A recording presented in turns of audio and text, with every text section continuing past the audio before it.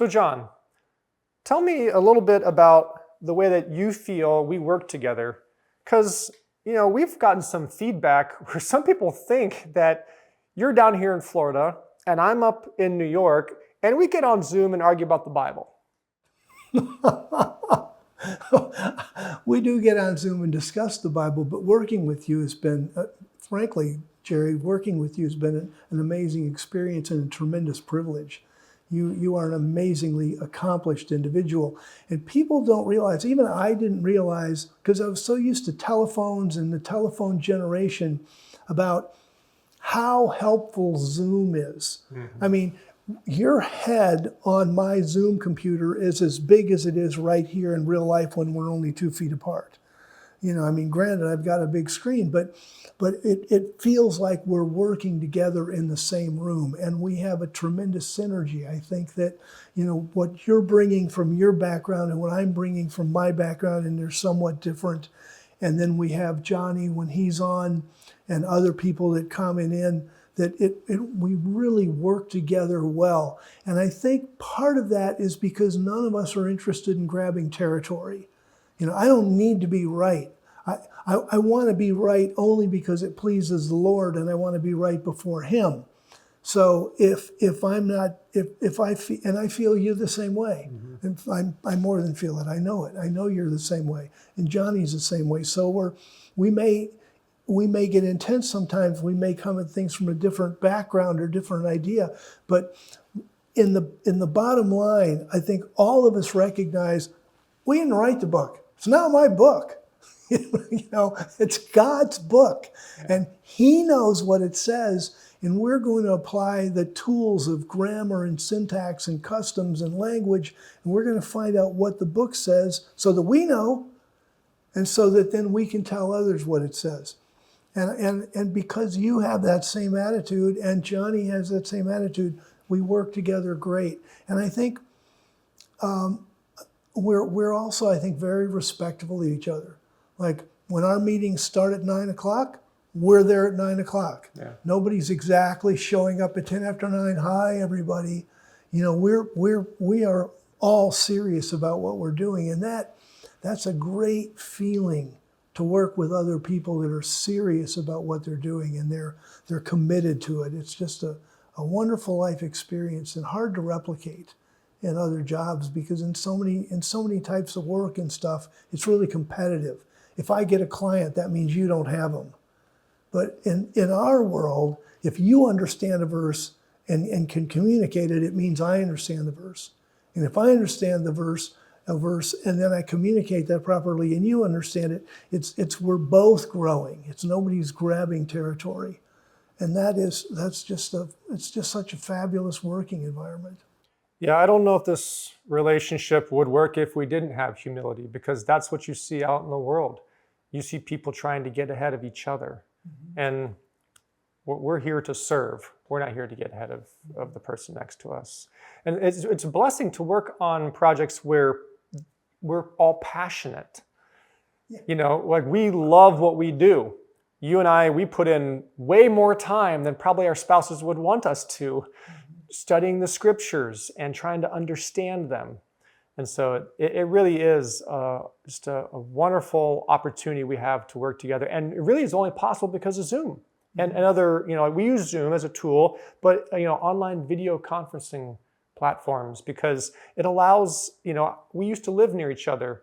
And when our lives went in different, directions geographically, we're now still able to continue that work because of digital technology, such like Zoom. Mm-hmm. So that really has revolutionized Spirit and Truth as we've moved to a virtual workspace, and has made it available for us to get people with talent from different places around the country and to pull together an excellent team.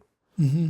Yeah, I totally agree. I get that. And I think, you're really right about being passionate. And it's not, and people, I think what happens sometimes is that when people hear about things where you have a different idea than I have, I think one of the things that's happened to me in working with you and working with Johnny is realizing that some of the things that I thought were rock solid in the Word, all of a sudden it's like, That's one way of interpreting that, but it doesn't actually say that in the Bible. And then I'm back to the whole thing that the Bible's a document and it's God's document and He's the author.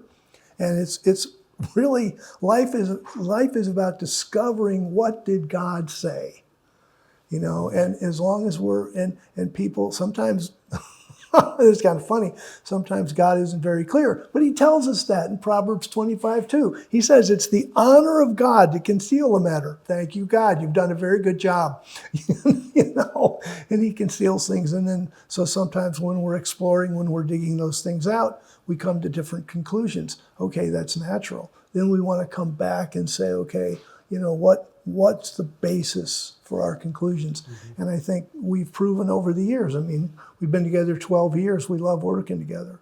I think the proof of the pudding's in the eating. We work together well. We love it. And we're both better for it. Yeah, I think we've all grown, due to the strengths of each other, and recognizing that there are varying levels of there is no certainty. Everything we try to do is get to the best understanding we can. Mm-hmm. And until the Lord returns, our understanding will always be in part only. But to understand there's varying levels of our confidence about certain conclusions we've come to, and to be honest with what the Bible does reveal clearly and what the Bible doesn't reveal clearly, and how much we really can know, and that's all just part of the process. And I think sometimes, and you've shown me where, I thought I had confidence in knowing something, only to realize, well, I had also made some assumptions along the way and didn't really consider how those affected it. Right. And so that's sort of one of the dynamics, I think, that's so wonderful in our relationship, is really that true, the Proverbs 27 of like iron sharpening iron, and the humility to allow each other to be sharpened, because it's the proud heart that doesn't allow themselves to be sharpened or critiqued at all. It wasn't too long ago, I remember a time when we were going through the book of Ephesians, and it was in Ephesians 6, verse 19, where Paul writes, "And pray on my behalf that whenever I open my mouth, words are given to me to make known with boldness the sacred secret, the good news." And I was so certain that was in apposition, the sacred secret. And I said, put an M dash there, the sacred secret, the good news. And Johnny was also on board with it, but you're like, no, how can that really be? How is the sacred secret the good news? And I remember your pushback. You're like, it can't be the whole good news. There are other things to the good news. It's only part of the good news. And you ended up being right. And so that's why we translate it that, which is part of the good news, that the sacred secret is only one aspect of the good news that came through Jesus Christ. I know that there was Johnny got us on one not too long ago as well in 2 John, wasn't it? Yeah.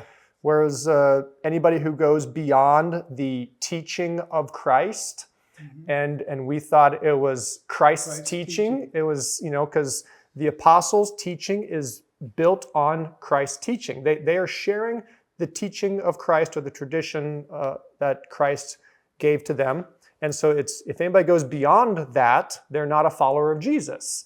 Mm-hmm. And Johnny was like, it was like, what, five minutes later, he was like, guys, I think we're wrong. And we're like, what? What do you mean we're wrong? And so he went on to explain, there's like, no, let's follow this context here. The problem is, the antichrists, and the problem is that people say Christ didn't come as, in flesh and blood as a real person. And so if anybody goes beyond this particular teaching, he's like, that's the teaching about who Jesus is. It's not what Jesus taught. And we were like, oh my gosh. Yeah, there it is.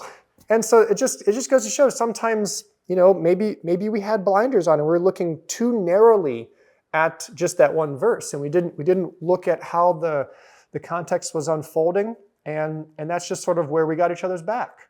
Well, there was one where you corrected me, and it's in the first chapter of Colossians, and it's verse 22 and 23, and it says, "Now he's reconciled you by his physical body through death to present you holy and without blemish and blameless in his presence, if indeed you continue in the faith, established and steadfast.